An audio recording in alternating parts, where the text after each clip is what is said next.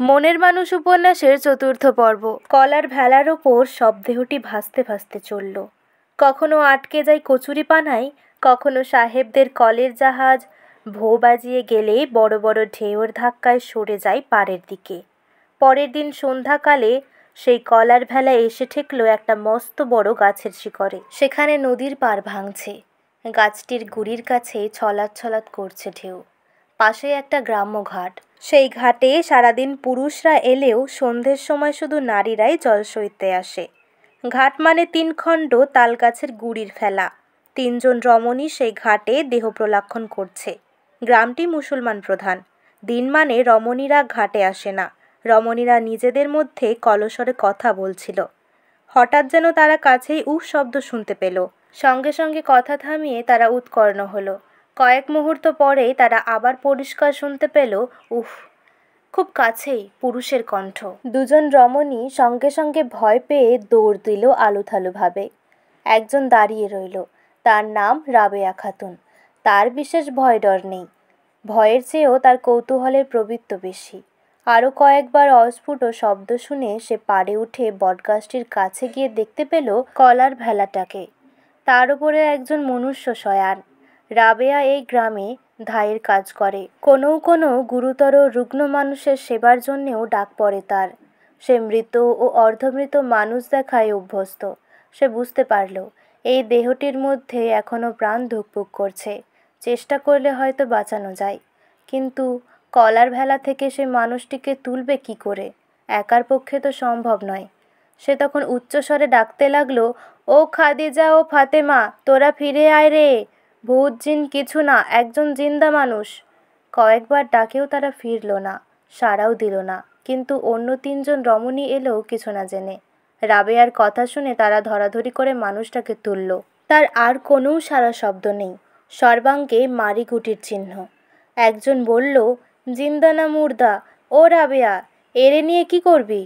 রাবেয়া সেই দেহের নাকের কাছে হাত দিয়ে গিয়ে বলল, দেখ, এখনও শ্বাস আছে, যতক্ষণ শ্বাস ততক্ষণ আস, এরে আমি ঘরে নিয়ে যাব।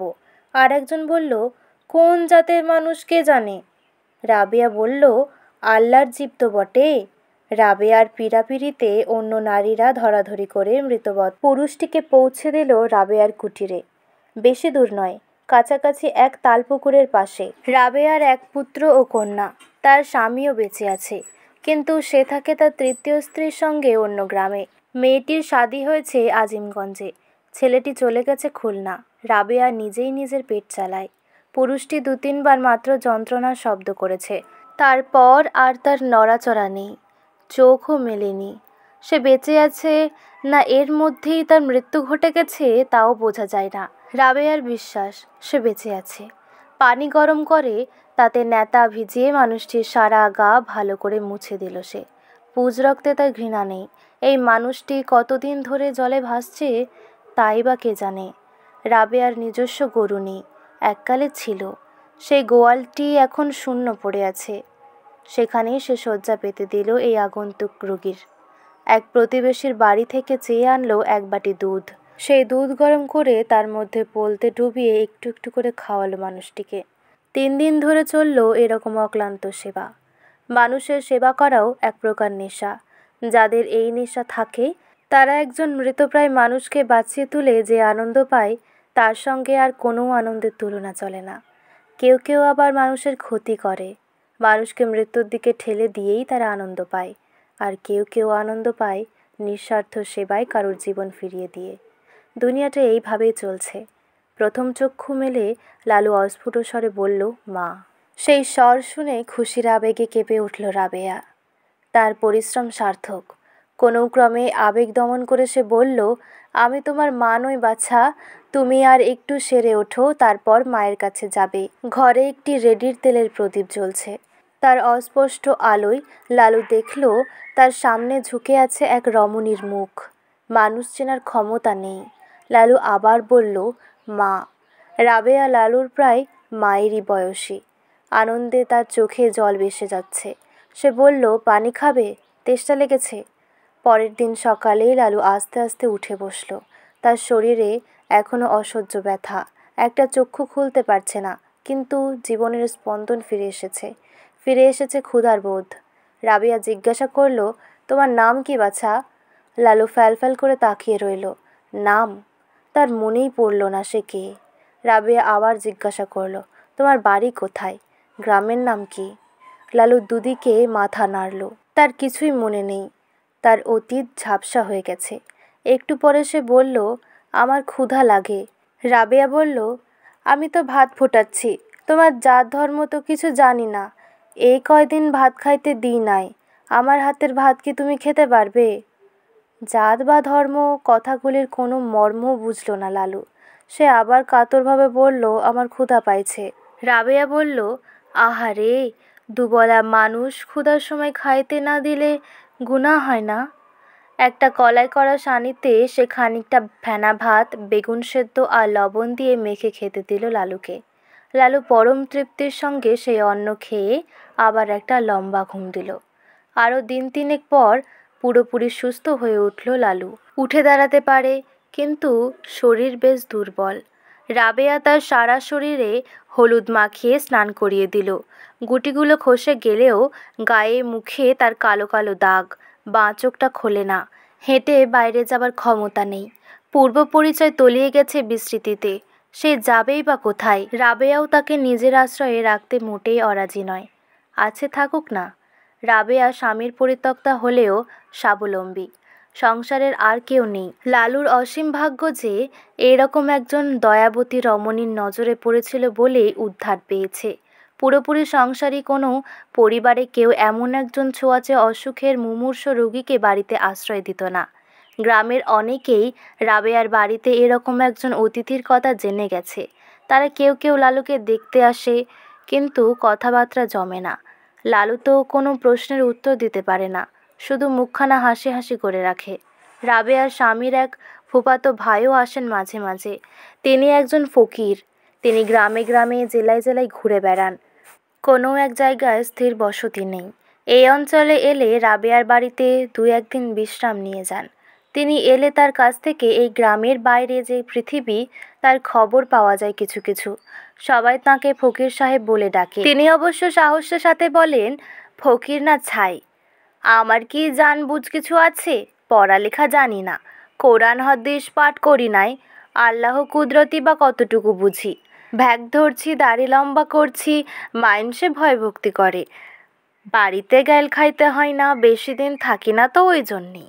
যদি আমার বিদ্যা বুদ্ধি ধরা পইরা যায়। এর মধ্যে ফকির এলেন একদিন রাবেয়ার বাড়িতে। রাবেয়া তার পা ধুয়ে দিয়ে আসন পেতে বসতে দিল দাওয়ায়। এই ফকিরের প্রতি তার খুব শ্রদ্ধা। ফকির গ্রামে ঢুকলেই কিছু কিছু মানুষ তার পিছু নেয়। তারাও এসে বসে রাবেয়ার বাড়ির উঠোনে। ফকির তাদের খবরাখবর দেন। ফকিরের কাছ থেকেই গ্রামের মানুষ জেনেছে যে টুপিওয়ালা সাদা চামড়ার মানুষগুলোই এখন রাজার জাত। মোঘল পাঠানদের আমল শেষ। এর মধ্যে দেশি সেপাই হঠাৎ একবার খেপে গিয়ে বন্দুকের নল ঘুরিয়ে দিয়েছিল মালিক সাহেবদের দিকে। হিন্দু মুসলমান সব একাট্টা। তবে শেষ পর্যন্ত আর স্বাধীনতা ছিনিয়ে নিতে পারেনি। সাহেবদের কামানের মুখে বিদ্রোহীরা সব ছাতু হয়ে গেছে। কামান কি? কামান কেমন দেখতে? ফকির একটা তাল গাছের দিকে আঙুল দেখিয়ে দিয়ে বললেন, ওই তাল গাছের লাহান, লোহার কিন্তু ভেতরে ফোঁটা। মৈধা থিকা ভলকে ভলকে আগুনের গোলা বাইরায়, শব্দে কান ফাটে। এই বর্ণনা শুনে যার যা বোঝার বুঝে নেয়। ফকির এমনিতে উপদেশ দেন না, তবে গান শোনান। তার গানের গলা বেশ ভালো। লালুকে দেখে, তার সব বৃত্তান্ত শুনে তিনি একটুক্ষণ মুগ্ধভাবে তাকিয়ে রইলেন। তারপর সকলের দিকে তাকিয়ে বললেন, দেখো দেখো, এই একজন খাঁটি মানুষ। এর নাম নাই, ঠিকানা নাই, জাত ধর্ম কিছুই নাই, তাই এর কোনো হাঙ্গামাও নাই।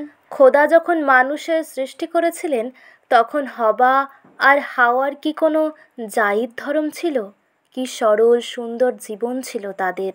খোদা তো তাগো কোনো ধর্মের দীক্ষা দেন নাই। একজন কেউ প্রতিবাদ করে কিছু বলতে যাচ্ছিল। ফকির হাত তুলে তাকে থামিয়ে দিয়ে বললেন, রও রও, তর্কে কাম নাই। আমার কথা মানতে না চাও মাইনো না, শোনো, একখান গান শোনো। সন্ধ্যের পর আর সবাই চলে গেলে ফকির, রাবেয়া আর লালু একত্রে খেতে বসে। রাবেয়া ফকিরকে জিজ্ঞেস করল, সাই, আপনি বলেন তো এই মানুষটার আগামীতে কি হবে? কিছুই বোঝে না, কোনো কর্মই জানে না, আমার ওপর নির্ভর করে আছে। আমার এখানে যতদিন থাকে থাক, আমার আপত্তি নাই, আল্লাহর ইচ্ছায় খাওয়া জুটে যাবে। কিন্তু পুরুষ মানুষ, একটা কিছু তো করা লাগে, সারা জীবন তো এমনভাবে যাবে না। ফকির হেসে বললেন, কে বলেছে কোনো কর্মই জানে না? এই যে ভাতের গ্রাস নিজেই মুখে তুলে নিতেছে, সে কি ওরে শিখাতে হয়েছে? সব তো ভুলে যায় নাই, না হলে বস্ত্র পরে কেন? উলঙ্গ তো থাকে না। আগুনে কি হাত দেয়? কথা কইতেও জানে, এইসবও কি কম জানা গো? লালু অবাক হয়ে ফকিরের দিকে চেয়ে থাকে। রাবেয়া বলল, আমার এখন মাঝে মাঝে মনে হয় আমি কিছু অপরাধ করছি না তো। হয়তো কোথাও ওর মা বাপ আছে, ভাই বোন আছে, বউ ছেলে মেয়ে আছে, তারা কান্নাকাটি করে, অথচ ও আটক আছে আমার কাছে। এতে কি আমার গুনাহ হয়? ফকির বলল, তুমি যা পুণ্য করেছো একে বাঁচিয়ে, তাতে তুমি যদি বেহেস্তে যেতে চাও সোজা চলে যাবে, কেউ আটকাবে না। রাবেয়া বলল, যদি কইলেন কেন আপনি বেহেস্তে যেতে চান না? ফকির বললেন, হিন্দুরা যারে কয় স্বর্গ, মুসলমানরা কয় বেহেস্ত, সে দুটাই যে মনে হয় কারাগার। একবার গেলে আর বাহির হতে পারবো না, থাক, আমার অত সুখে কাম নাই।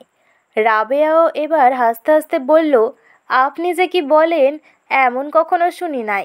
ফকির বললেন, এই মানুষটার অতি কঠিন রোগ হয়েছে, মাথাতেও চোট লেগেছে কিনা কে জানে। এ যখন কিছু কিছু জিনিস মনে রেখেছে, তখন অন্য বিষয়েও চৈতন্য ফিরে আসবে। পায়ে এখনো জোর হয় নাই, মাথায় জোর হবে কি করে? আরও 2-4 দিন যাক। এবার লালু জিজ্ঞেস করলেন, তারপর কি করব, কোথায় যাব? ফকির বললেন, যেদিকে দু চোখ যায় ঘুরে বেড়াবে। দুনিয়ায় কি জায়গার অভাব? পেটের ভাত জুটে গেলেই হলো। সকলের আগে খুঁজে বার করতে হবে তুমি কে। ভাইটি, মনে রেখো, সব খোঁজাখুঁজির মধ্যে বড় হলো নিজেকে খোঁজা। লালু বলল, আমি কে? খুঁজতে হবে। ফকির বললেন, আর একটা কথা বলি, কখনো মানুষের সঙ্গে তর্ক করতে যেও না, কোনো লাভ নাই। অনেকে যেন কুতর্কের দোকান খুলে বসে, যার যা বিশ্বাস সে তাই লয়ে থাকুক না। পাপ পুণ্যও তো দেশে দেশে বদল হয়, তিব্বত নিয়মে যা পুণ্য, আমাগো নিয়মে তাই পাপ। রাবেয়া জিজ্ঞেস করল, তিব্বত কি? ফকির বললেন, তিব্বত না, তিব্বত, ওই নামে এক দেশ আছে। সে দেশে এক নারীর বহু পতি হয়, আর এই দেশে তা হলো ব্যভিচার। এখানে সেই নারীরে পিটায়ে মেরে ফেলাবে, অথচ সকলেই তো সমান মানুষ। রাবেয়া বলল, আমরা তো অনেক মানুষের কথা জানি না সাঁই, আপনি জানেন? ফকির বললেন, ইতি উতি যাই, মানুষের মুখে নানান কথা শুনি। আমাগো এখন রাজা যে দেশের মানুষরা, সেই দেশের নাম বিলাত। সেখানকার রাজার যে রাজা, তার নাম কি জানো? যিশু। খুব বড় অবতার। তিনি তার শিষ্যদের বলেছেন, গরু আর শুয়োর দুটাই খেতে পারো। তারা দিব্যি তাই খায়। লম্বা চওড়া চেহারা, লড়াইও করতে পারে। অথচ দেখো, হিন্দু আর মুসলমান এই গরু আর শুয়োর নিয়ে কত লাঠালাঠি আর নষ্টামি করে, অথচ সকলেই তো সমান মানুষ। কথায় কথায় রাত বেড়ে যায়, একসময় সবাই শুয়ে পড়ে। 2 দিন পরে ফকিরের বিদায় নেবার পালা এসে গেল। এর মধ্যে লালু বেশ নাউটা হয়ে গেছে ফকিরের, তার মুখেও কিছু কিছু কথা ফুটেছে। ফকির যখন নিজের পুটুলিটা কাঁধে তুলে নিলেন, সে ব্যাকুলভাবে বলল, ফকির সাহেব, আমারেও আপনার সাথে নিয়ে চলেন। ফকির বললেন, আমার সাথে যাবে? আমি তো সারা দিনই হাঁটি। পারবে? আচ্ছা দেখি তো। একটা গাছতলায় দাঁড়িয়ে ওপারের একটা ডাল দেখিয়ে বললেন, এইটা ছও দেখি। ফকির নিজে লাফিয়ে লাফিয়ে 3 বার সে ডালটা স্পর্শ করলেন। ফকিরের চেয়ে লালুর বয়স অনেক কম, কিন্তু সে ফকিরের মতন লাফাইতে পারল না। 3য় বার বসেই পড়ল। ফকির মাথা নেড়ে বললেন, হুম, এখনও সব ঠিক হয় নাই, পায়ে জোর আসে নাই, আরও কয়েকদিন লাগবে, তারপর যেদিকে 2 চোখ যায় চলে যাও। লালু বলল, ফকির সাহেব, আপনার সাথে কি আর দেখা হবে না? ফকির বললেন, কোনো দিন হয়তো পথে দেখা হয়ে যাবে। আর পরিপূর্ণ বর্ষার সময় ঘোরাঘুরি করা যায় না, তখন আমি কিছুদিন কুমারখালী গ্রামে থাকি। যদি কখনো সেখানে যাও দেখা হতে পারে। আমি ফকির টকির কিছু না, একসময় পালকি বইতাম। আমার নাম সিরাজ। তখন লোকে বলতো সিরাজ কাহার, এখন বলে সিরাজ সাঁই। ধনী লোকেরা আমায় চেনে না, গরিব মানুষদের আমার নাম বলে পুছলে আমার ঘর দেখিয়ে দেবে। এসো তুমি। হাঁটতে হাঁটতে সিরাজ সাঁই মিলিয়ে গেলেন পথের বাঁকে। আবার লালু একা। রাবেয়াও প্রায় দিনের বেলা বাড়ি থাকে না, লোকের বাড়িতে ডাক পড়ে। লালুর জন্য খাদ্যদ্রব্য রেখে যায়। একা একা কুটিরের মধ্যে লালুর আর মন টেকে না। সে একটু একটু বাইরে যায়, গুটি গুটি পায়ে নদীর ধারে গিয়ে বটগাছের তলায় বসে। সারা দিন পুরুষরা এই নদীর ঘাটে স্নান করতে আসে। নদী দিয়ে নৌকো যায় অনেক, কত রকম মানুষ। বর্ষা নেমে গেছে, নদী এখন স্বাস্থ্যবতী, ওপার দেখা যায় না। অনেক নৌকোয় পাল তোলা থাকে। বাতাস যখন পড়ে যায় তখন পাড় দিয়ে এক একজন গুণ টেনে নিয়ে যায়। সন্ধ্যের পর পুরুষদের এখানে থাকতে নেই, তাও লালু জানে। সে তখন বাড়ি ফিরে যায়। এখন সে গুনগুন করে গানও গায় আপন মনে। কুঁড়ে ঘরের ডান দিকে তালগাছে একটা ইষ্টকুটুম পাখি এসে ডাকে। দুদিক থেকে দুটো ঘুঘু সুর করে ডাকতে থাকে, ঠাকুর গোপাল ওঠো ওঠো ওঠো। এই ডাক তার চেনা লাগে। কোনো বাড়ির কাছ থেকে ফিরে এসে রাবেয়া রান্নাবান্না করে। লালু আগে থেকেই আলো ধরিয়ে বাসন মেজে রাখে, রান্না বান্নায়ও সাহায্য করে থাকে নানা রকম। রাবেয়া বলে, থাক থাক, তোমাকে আর ঘর ঝাড় দিতে হবে না। আমার নিজের ছেলেও তো আমারে কোনোদিন একটু কুড়ে নেড়েও সাহায্য করে নাই। নিজের সন্তান আমারে ছেড়ে দূরে চলে গেছে, আল্লাহ আমারে আর একটি সন্তান এনে দিয়েছে। একদিন লালু নদীর ধারে বসে আছে দুপুরবেলা। বহতা জলের দিকে চেয়ে থাকতে থাকতে তার চোখে একটু তন্দ্রা এসে যায়। ভাঙা ভাঙা স্বপ্নের মধ্যে সে দেখতে পায় দূরের কোনো দেশ, অচেনা মানুষ। কোনো নৌকা থেকে ভেসে আসে মাল্লাদের গান। একটা নৌকো এসে ভিড়ল এই ঘাটে। একজন কেউ সেই নৌকো থেকে তরাক করে লাফিয়ে ছুটে গেল ঝোপঝাড়ের দিকে। এটা একটা যাত্রা দলের বেশ বড় আকারের নৌকো। দলের অধিকারী স্থূলকায় তাহের দস্তিদার সামনের গলুইতে বসে হুকো তামাক খাচ্ছেন। বটগাছের গুড়িটার দিকে তাকিয়ে তিনি বললেন, আরে এইডা আমাগো সেই লাউল্লা না? ছয়ের ভেতর থেকে গুপি বেরিয়ে এসে ফিমেল অভিনেতার কণ্ঠে বলল, হ, আমাগো লালুই তো। এই লালু, তুই এখানে বইয়া কি করস?